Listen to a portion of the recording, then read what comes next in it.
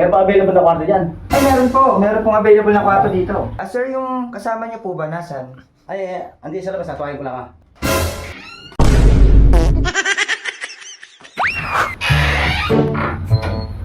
Boss! Ay, Sir. hapon. Good morning, sir. Welcome po to Knock to Bembang Hotel. Meron bang sa inyo? May pa-available na kwarto dyan.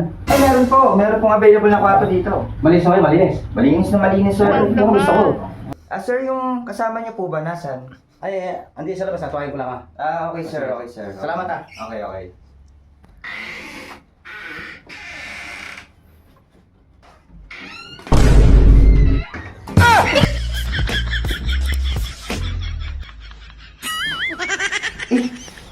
Sir, bawal po dito yan.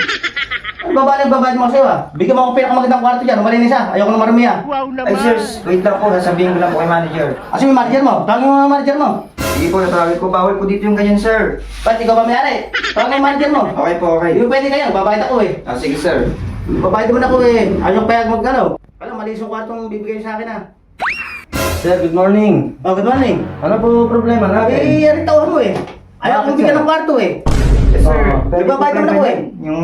Ano ba? Sino asan ba yung kasama nyo? Bere. Ito? Oo. Ay sir, hindi po pwede talaga dito sa amin yan. Paano hindi bibit mo? Napakain siya. Napakabuti niya no? Hindi naman katayan ng baboy pupunta ako. Ba't may dalang saging? O ba eh, kaya naman pala. Babayad ako sa inyo ah. O, gano'n kayo sintagdala ko na yan. Sir, yung higaan kasi namin, bagong linis lang. Oh. Maputi yung pinakasapin. Oh. Eh pagka ginamit mo yan, yan ang gagamitin mo, di ba? Abay, o, ito mo. Abay, maputi rin yan ah. Madadagtaan yung ano Paano mo namin. dadagtaan? Eh, nakita mo naman, Kaya no? naman pala eh. Tsaka, sir,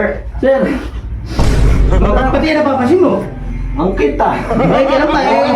Mukhang ang cute nung sa'yo ah. Sakto-sakto mo. Ilang gamit na yan, sir? Hindi ko nakikita lang. Eh, yan ang pinagkalog sa akin eh.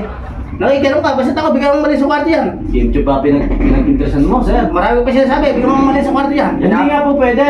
Ba't hindi ko pwede? Kaya puti-puti nga nung kasama ko. Hindi mo nakikita. Alam ko yun yung asawa ni Alden eh. Asawa, hindi si Alden asawa niya. Hindi ba? Hindi. Ako asawa niya nung si Alden. Aray ko sa'yo. Sir, ganito na lang. Ganito na lang gawin natin, sir. Total naman, sa ganyan ang dala-dala mo, alabang pwesto kahit sa gilid-gilid lang ng bahay niyo. Paano mo siya? Gusto ko kasi nung malis na kwarto. Ano ba namin kailangan nga ng bayad mo? Kasi madudungisan ka masisira yung Totnak Bembang Hotel namin pagka ganyan yung dala-dala mo. Tama, sir. Tama. Ang napakaganda niya, napakaputi pa, napakakinis. Eh, hindi naman bagay sa'yo. Kahit ganyan lang yung dala-dala mo, hindi pa bagay sa'yo. Sir, Ganito na, uwi na ako, ayaw. ganito na lang gawin natin. Ganito. Ayaw ako, uwi na ako. Ganito na lang, sir. Ano? Paano mo na lang sa akin yan? Aba, siniswerte ka. Wag na. Eh, iuwi ko lang ito. O ba? Wala pa rin siniswerte. Ay! Sayang yun ah, pero ang liit eh.